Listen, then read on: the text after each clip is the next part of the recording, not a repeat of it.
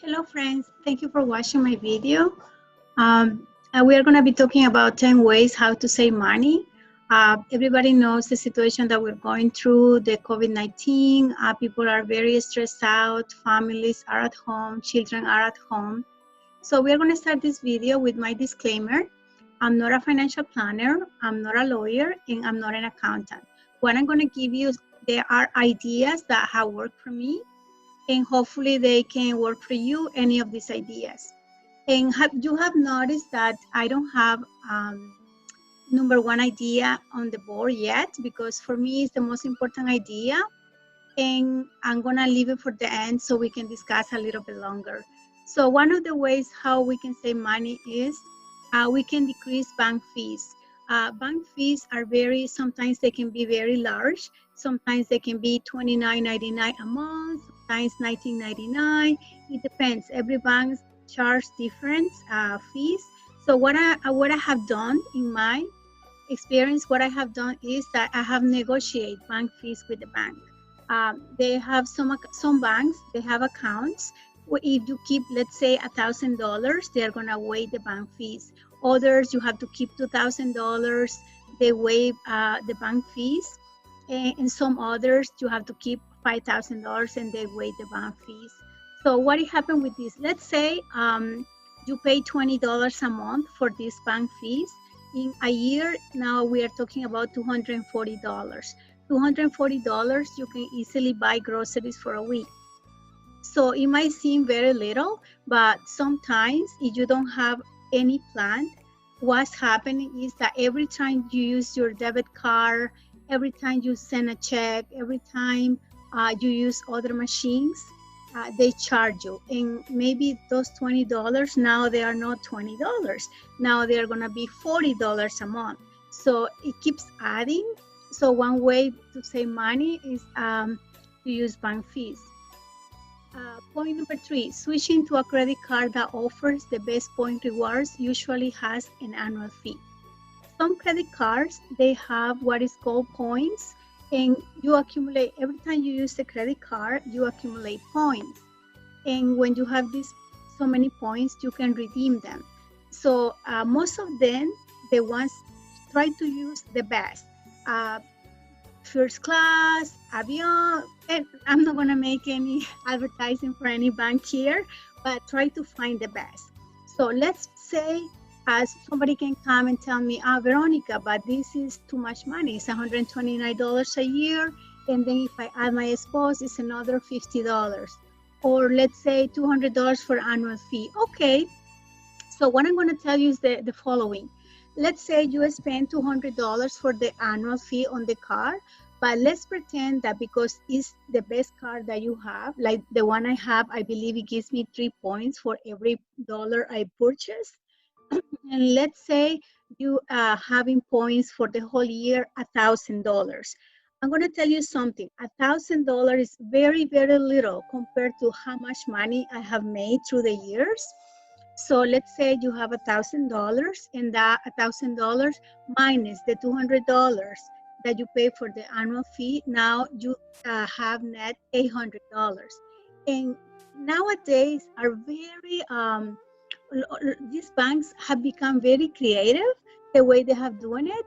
Before it used to be only for travel. Now you can redeem the points for travel, for hotels, for entertainment. You can take your kids to, let's say, Canada's Wonderland, and you can redeem the points. So it's very important. I have found that 1 year, I remember I think I did over $3,000 in points. So you can buy flights, you can travel. So even though you pay an annual fee, at the end of the year, you are way better off to use that card than any other card that doesn't give you any points. Point number 4, negotiate cell phone charges. Now is going to be the time where you have to call the cell phone provider and you have to negotiate charges. You have to negotiate plans. They have so many offers out there, but if you don't ask, you don't know. Listen, if you don't ask, you don't know. They are not going to call you and say, oh, now we have this amazing offer for you. No, you have to call and you have to investigate. Point number 5, have access to a line of credit or a secured line of credit. What is a line of credit? A line of credit is a kind of a loan. We're going to say a loan, but it's a loan that you have access all the time. And usually the interest, most of the time, I'm going to say the interest rates are very, very low. And a secured line of credit is what is attached to the house.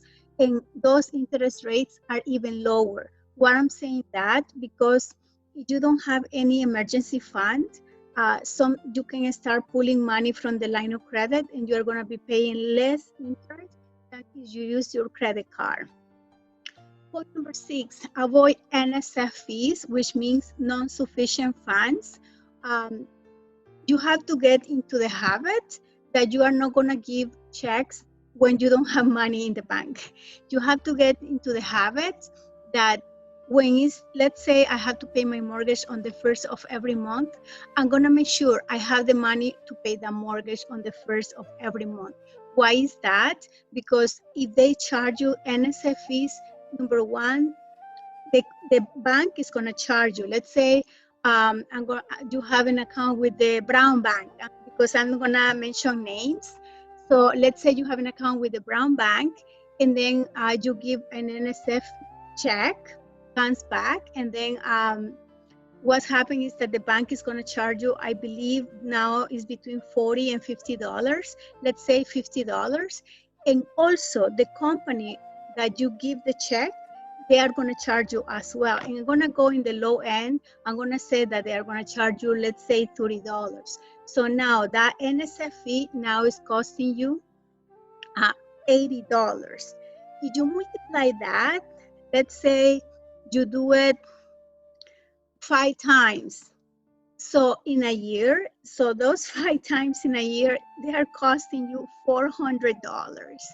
So $400 again is enough money. Then you can buy groceries, or you can pay your car insurance for 1 month, right? So we're going to try to avoid NSF fees, and we're going to make sure that if we don't have the money to pay whatever comes pre-authorized, my mortgage payment, my car payment, anything that comes pre-authorized, let's say 3 or 4 days, we know that we are not going to have that money in the bank.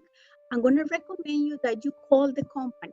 You explain, but please don't call 1 day before.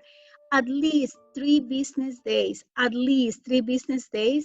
you explain the situation. You said, I don't have enough money in the bank. I want to pay. I will pay. But can you please give me 5 more days? Can you please give me 1 more week? Number 1, you are going to look that you are responsible because you are calling the company first. And number 2, we are going to avoid NSF fees. So we are going to start doing that. Having overdraft protection. What is an overdraft protection? An overdraft protection is an amount of money that you have when a balance is, you don't have enough money in the bank account to cover a transaction. Let's say we're gonna go for a car insurance payment, and your payment is $300 every month. In this month, you only have $250. So what has happened, if you have the overdraft protection in place, that means that you already talked to the bank, and that means you already know what is your limit. That means that you know if your limit is $500, you know if you only have $250 to cover that car payment and the payment is $300, you know, because you have an overdraft protection, they are going to cover that payment. So what happened? Many banks, they have different, nowadays they have different plans. Some of them, some are called pay as you go. So that means every time you use the transaction, every time you use the overdraft protection, they are going to charge you. That's pay as you go. And some others, they have a monthly fee. Let's say they charge you $5 a month. And then every month they're going to charge you those $5. But because we're talking about saving money, so we are going to, I have the one that I have pay as you go. So because if I don't use it every month, why am I going to be paying $5 a month when I'm not going to be using it, right? So it's good to have it. So when you need it, it's in place. Okay, avoid using ATM machines that are not your local branch. So we have a situation, let's say, I'm going to use again colors for the banks. Let's say you have the green bank, that's your home branch, because I'm going to mention names. So let's say you have the green bank, and let's say you need money, but the green bank is not close to your house. So you are going to use the orange bank. So what is happening here is that the orange bank is charging you for use their ATM machine. And also the green bank is charging you for not using their machine, your local branch. So now we have two transactions that you have to pay. Some of them they charge, let's say, like $3 per transaction. So let's say if you withdraw $20 from the bank machine, now you instead of being $20, now they're going to be $26. So here we are, we have another $6 that at the time it might seem that, oh, it's only $6, oh, it doesn't matter. But if you do this frequently, if you don't have a habit of using your local branch, then it's going to be costly. It's going to be costly. So some people, what they do, these are just ideas, right? Some people, what they do is they have two accounts. Let's say they have the green bank and they have the orange bank. So whenever they need money, the orange bank is close by, they use the orange bank. If the green bank is close by, they use the green bank. So it's up to you. I'm just giving you ideas how to save money. And one of those ideas is try to use your ATM machines. Okay, number 9, use credit cards wisely. Use credit card wisely means that I'm going to use the credit card if I have the money in the bank to pay the credit card. Okay, let's say you need to buy some furniture, you need to buy a dresser, you need to buy something. I'm gonna start making a habit to use that credit card only if I have in the bank, in my checking account, the money to cover that furniture, the money to cover that dress, the money to cover whatever I'm planning on buying. Why is that? Because what is happening is that you keep on using your credit card. You use it all the time. And at the end of the month, you get your balance, you get your statement, and you are very surprised. You are shocked. So what's happening here? How come I spend so much? This is when you don't keep in mind, if I have the money in the bank, I'm going to use it. If I don't have the money in the bank, I'm not going to use it. And we are doing two things, maybe more than two things, but the ones that come to my mind is, number one, if you keep your credit card to the max, it's not helping you for your credit history, for your credit score, right? Because you always keep your credit cards to the max. And number two, it's going to be very hard now to pay those balances because now they are to the max, and every time you get the statement, you're only going to pay the minimum payment. And I don't know if you have noticed, but I don't have and a statement close by.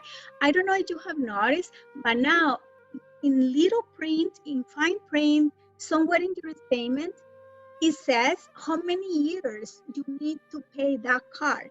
If balance is high, and then you're going to see that it says in there, if you continue paying the minimum payment, now you have 24 years, 15 years, 10 years, whatever. And that's going to be, okay, are you willing to keep paying that credit card for 10, 15, 20 years? So start thinking and make a habit. If you don't have the money in the bank, I'm not going to use my credit card, right? I know there are so many uses and people have emergencies. I know that, and I'm not gonna tell you don't do that, don't do this. I'm not an advisor. I'm not giving you advice here. I'm just giving you ideas of what they have worked for me, right? Use applications where you can get discounts to do price match. We always buy, it came to my mind was toilet paper because every time I go to the store, there is nothing. We always buy essentials for the house, paper towels, Kleenex, shampoo, all the time we're buying. we're buying groceries all the time. So what is happening is there are so many applications out there you can download on your phone that you can check the price of any stores. And some of the stores, they do price match. So let's say you're gonna buy some kind of shampoo that you really like, and you saw it, let's say the regular price for that shampoo is $10, and you saw it on the application that is $7. So when you go to the store, you have your application always open, right? And then you show it to the cashier, and it doesn't matter the price that this store has, but you have to make sure that that store does price match, because not all the stores they do it, right? So you have to make sure that that store does it, and then you have to show the application, and they're going to give you the price of $7. So whatever is the amount that it shows on the special from any other store, they're going to give it to you. A big name, everybody knows the store. I'm not going to mention, but everybody knows the store because we all buy there, right? So they do price match, and there are so many stores. You go online and you check, and there are so many stores that they do price match.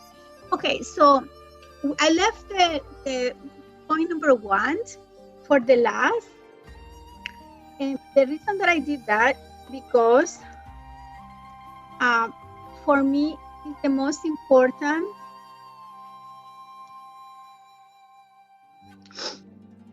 For me, it's the most important item that you can do. Why is that? You have to do a balance sheet of your assets and liabilities. A balance sheet is a snapshot of your situation. You have to add all your assets, and you have to add all your liabilities, and then at the end, you're gonna have what is called equal. Right? Let me see here. Equal owners equity, or equity or net worth.